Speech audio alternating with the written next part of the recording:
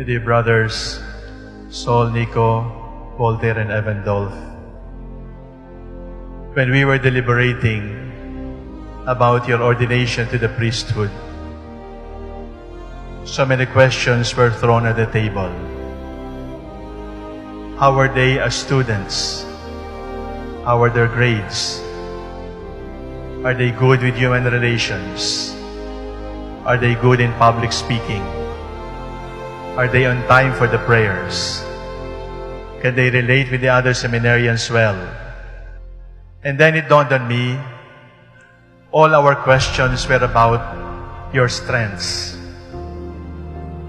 I think we need to ask the question, what are your weaknesses? And are you weak enough to become priests? You need to be weak in order to be priests. Because sometimes our own strengths become obstacles for the grace of God to be shown in our lives. Are you weak enough so that the power of Christ can truly shine through you? Buti na lang you're not so good looking,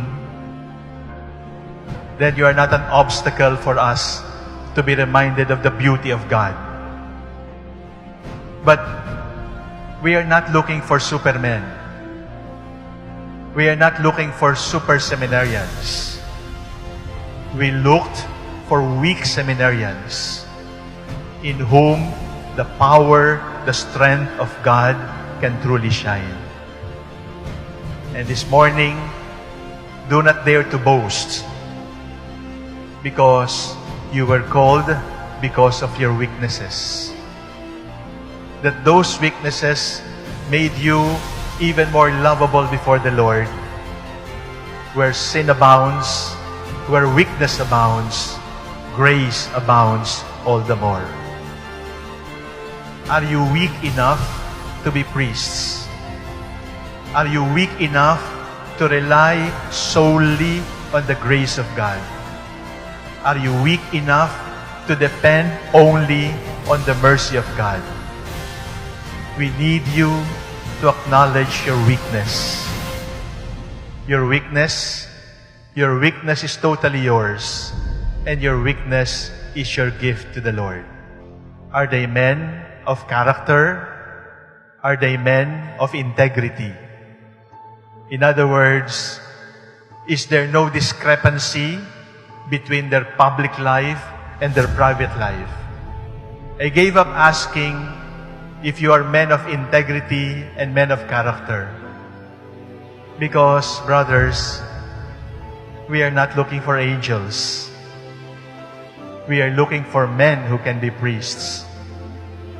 And therefore, my second question to ask is he broken enough to be a priest? Because if there is not enough brokenness, there is not enough participation in the passion, in the dying of the Lord.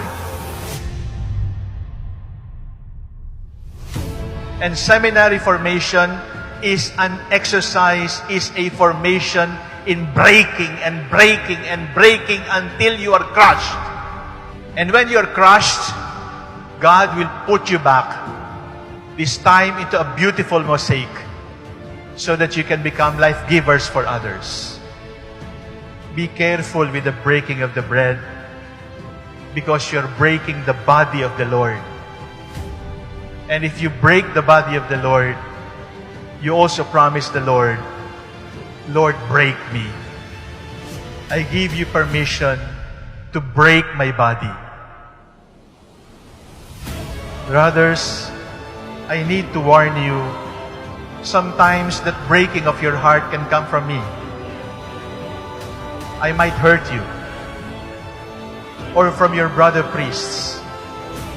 They might hurt you. But when you are hurt by your brothers, when you are hurt by your archbishop, consider it as a breaking, so that you may be finer and finer, so that more and more you can become life givers.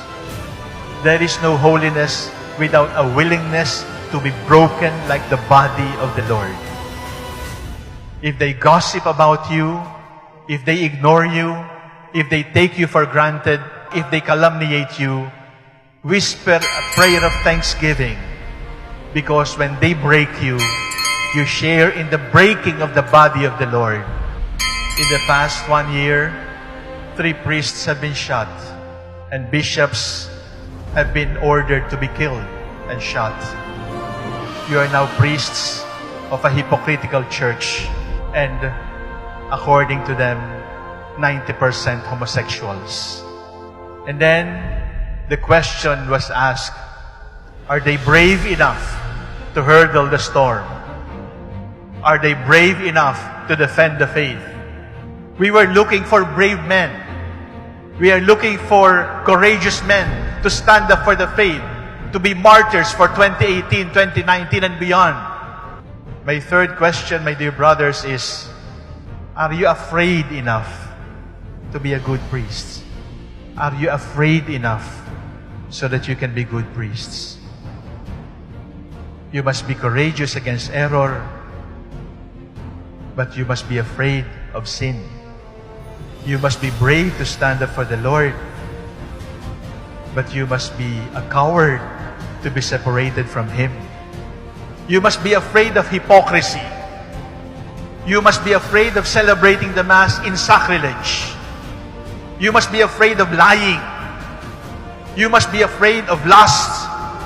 You must be afraid of stealing money from the people. You must be afraid of comfort. You must be afraid of convenience, because all of these distract you from your real vocation. God knows you more than you know yourself. And the beauty of it all is, even if God knows you inside and out, He still calls you, "Come, my beloved, follow me." Are you weak enough to be priests? Are you broken enough to be priests? Are you afraid enough to be priests?